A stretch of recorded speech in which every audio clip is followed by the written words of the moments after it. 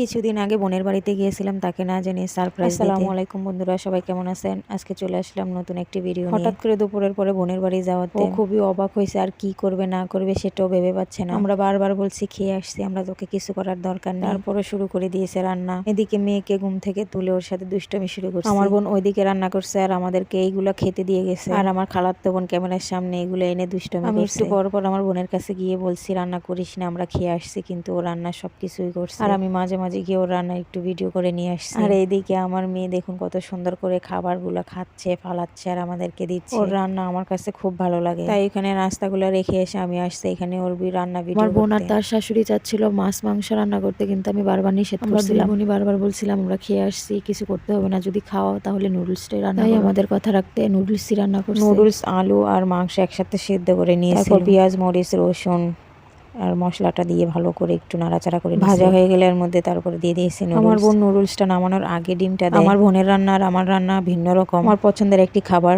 হচ্ছে নুডলস। এখন আমরা খাওয়া দাওয়া করব, তারপর চলে যাব। আপনারা কারা কারা পছন্দ করেন অবশ্যই কমেন্টে জানাবেন। সবাই ভালো থাকবেন, সুস্থ থাকবেন, আল্লাহ হাফেজ।